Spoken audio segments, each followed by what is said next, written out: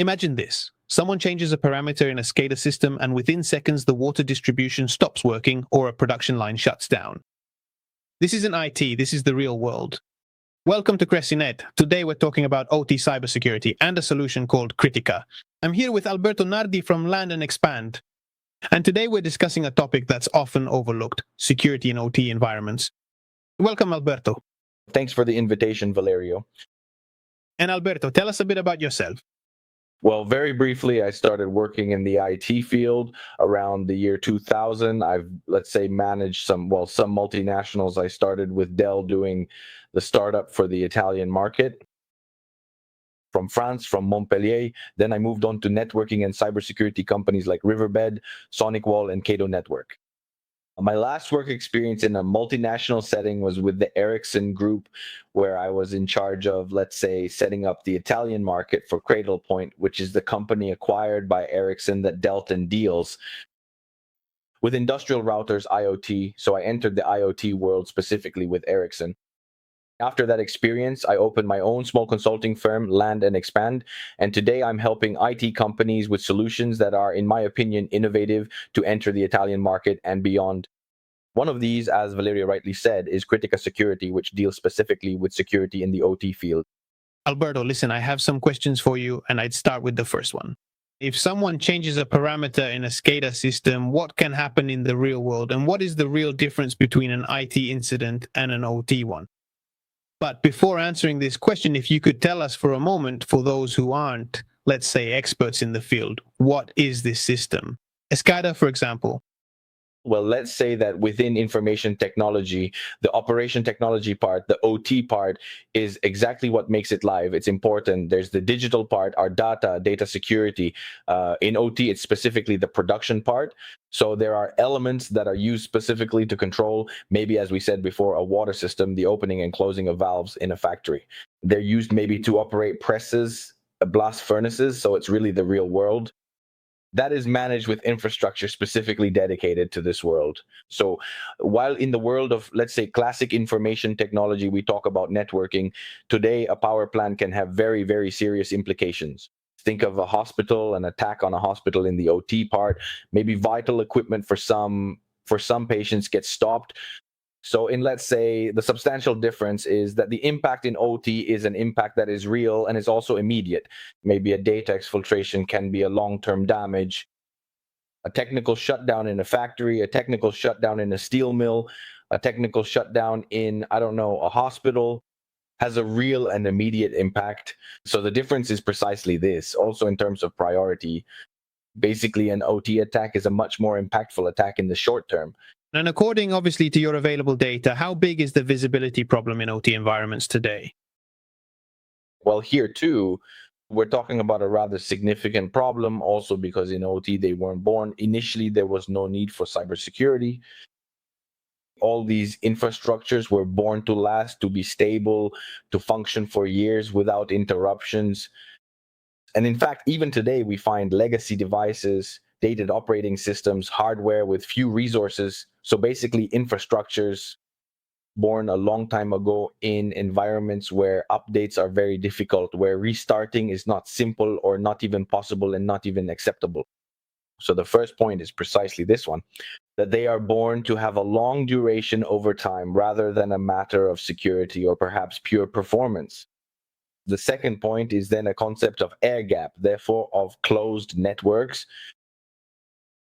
And in OT environments today, we talk about environments that are hardly not connected. So you hardly see a connection for reasons also of security itself. So all those elements that are typical of IT, like the cloud, like the update part, like the internet connection part, today are not seen and are often not feasible. So we're talking about environments where visibility is often reduced precisely because they are dedicated networks, closed networks. If someone modifies a parameter, for example, an aqueduct or a hospital, etc., how much time passes before someone notices? Well, many studies have been done here. Let's say that anyway, we're always talking about at least months because often these attacks remain silent at the network level. So maybe before there is actually something that is detected at the network level, they remain silent. Or maybe machine parameters are modified and are not executed. So maybe malicious code is injected into a device and can remain inside for several months. Some IBM studies even talk about almost 200 days before there is a real detection. So there are, let's say, what is called the dwell time. That is the time that passes before I notice it many times. In OT environments is really, really high. Another question. Why is it, for example, that firewalls or EDR and IT tools are simply not quite sufficient in the OT field? Look, here it's very simple because many of these technologies were born specifically thinking about IT, which has completely different needs. Let's think of a modern, I don't know, EDR. It tends to work very well on a PC. Today's PCs, however, have a lot of CPU, a lot of RAM, a lot of disk. So they are truly high performance machines. On the contrary, if I think of industrial environments where maybe I have machines that tend to have few resources, so being able to put a heavy agent, a modern agent inside these machines is practically impossible precisely because of the size of these agents. Plus, many of these solutions today are based on signatures on the probability analysis part. So in IT, it's very simple for these agents to be connected, let's say, and be able to talk to the cloud, be able to talk via the internet. This, as we said before, is not feasible in OT environments and is not recommended. The OT environment must be a basically closed environment. So using these technologies in this type of, let's say, this type of networks, OT networks, turns out to be unfeasible, and it's not even desirable. So it's really a concept that today is not applied. Today, traditional security in the OT field is network level security. So I monitor the network. I don't get to do, or at least many don't get to do, monitoring right inside the OT devices. I see. I see. And sorry, so in this case, how does Crytica security fit into a scenario like a water system, a hospital, etc.? Well, here too, we have, let's say, Crytica security starts with a new concept, a concept of being able to install something inside the devices that is created specifically for these OT environments. So a microprobe was created, a micro agent less than 100K, which can basically be installed on any type of device. Of course, there are devices where maybe the installation is planned at the manufacturer level. So an OEM that might put our probe inside the device during the design phase. But if I think of a distributed environment, for example, a factory or a hospital or a power station, I can instead put it on some elements that already accept. Being able to install a probe, like, for example, the SCADA we mentioned before, some routers, it could be networking equipment or even control workstations within an infrastructure. So there are elements today that can accept this probe and have it installed directly inside, allowing them to work with signals coming directly from within the device itself. Ah, I see. And tell me, in simple terms, so we can understand, what does Crytica do that others don't? Well, basically, this probe was specifically designed for these OT environments. So it's a read-only probe that doesn't change anything within the machine's parameters. It reads and monitors the instructions and metadata of the machine, creating a baseline, a golden baseline, which is then sent to our detector. The detector is simply a virtual machine that can be installed in the cloud, on premise, or in the customer's or partner's data center using the technology. So it's very flexible. The detector, every time it receives a scan, and these are very fast scans taking just a few seconds inside the machine, performs a check against the golden baseline. And if it notices any unauthorized changes, it sends out an alert. So a key part of Crytica security is definitely the very low noise level. Crytica says, okay, nothing has changed. I don't send any signal. If something changed but was authorized, it stays in the machine's memory but isn't an alert signal. If something changed without prior authorization, an alert is triggered and sent directly to the partners or customers' SIEM or SOCs, which then correlates the parameters. These parameters sent by our detector include the machine, the IP identification, and all that data. After that, the partner or customer begins all the remediation operations. disconnecting the machine from the network, investigating what happened, and perhaps implementing asset reset and reinstallation policies. So there's everything the partner or customer sets up to restore the device to its optimal condition, ensuring that no changes are made without proper authorization. So this is something very, very interesting, as you can imagine, Valerio. It works in a deterministic way. So there's very low noise with false positives tending towards zero. And this is also a very strong value because today in modern SOCs, one of the, let's say, of the parts that are most highlighted many times is precisely the stress from a lot of noise coming in. So being able False positives. to understand the false positives, what is it really that I need to go into detail and look at, and what instead is background noise and is not important. So if I understand you correctly, this little probe actually works directly inside the SCADA device itself, like for instance, inside the sensor or the valve or whatever component it happens to be, right? It could work inside there. As I said before, actually, if I have maybe in certain elements, in certain devices, let's think of, I don't know, a smart meter. They tend not to accept anything inside that hasn't been previously made together with the manufacturers. So we are already working with manufacturers. So Crytica Security already has contracts with major smart meter manufacturers, precisely because this smart meter shouldn't just measure, but today it becomes an active part of network security.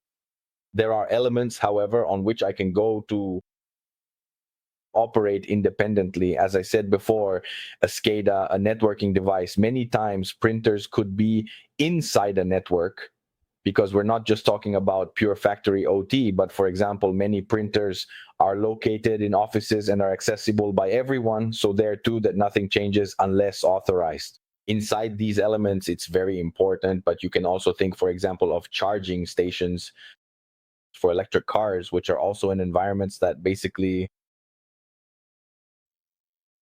can be attacked physically and then transform into, let's say, a cyber attack. No, the other day, look, just a few days ago, this is actually news. Well, I think it was from this week or maybe last week. They managed to block a company through the coffee machine. They actually got inside the coffee machine and as a result, blocked the company.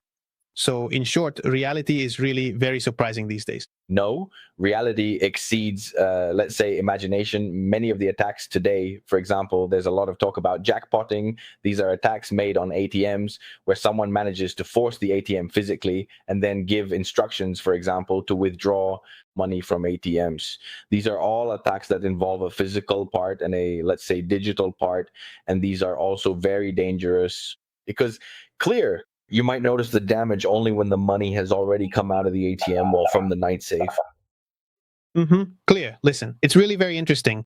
This product, this little probe from Crytica, but as I said before, Crytica adds a layer, adds something. So we really want to work on adding something, on providing greater security and greater visibility.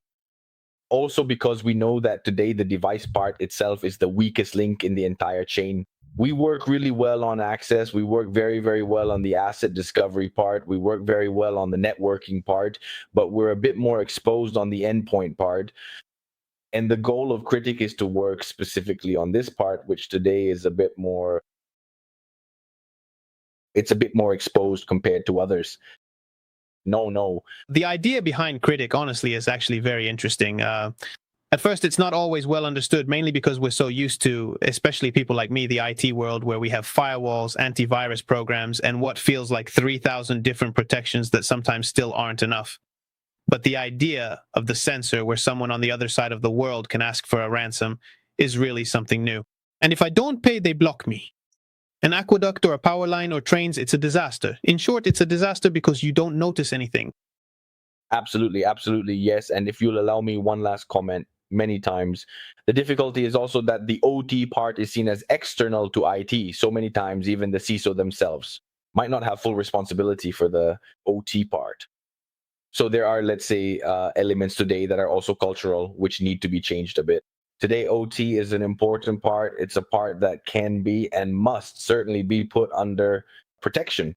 And today, those elements of if it works, don't touch it have changed a bit. So yes, very, very obsolete machines today are still present parts. And so we need to have an approach that's a bit different from IT, where the PC is changed every 3 years in OT. It's not possible because, for reasons of speed of action, many times these objects are in positions that are physically difficult to reach. Physically, because if we think about where they might be, maybe located on bridges, they could be located, yes, of course, in rather remote territories, because maybe not all plants, for example, electrical ones, are in easily accessible areas. So I need an approach that's a bit different from the IT world. Perfect, Alberto. I thank you for this interview you granted me, and also for sharing this information, which is certainly very useful. And so I'll say goodbye, but before closing, I'd like to leave a message that the point isn't to prevent, but to notice immediately. So if you work in the OT environment or critical infrastructure, this is a topic you cannot ignore. If you want to contact Alberto for any information, you'll find all his contacts and links in the video description.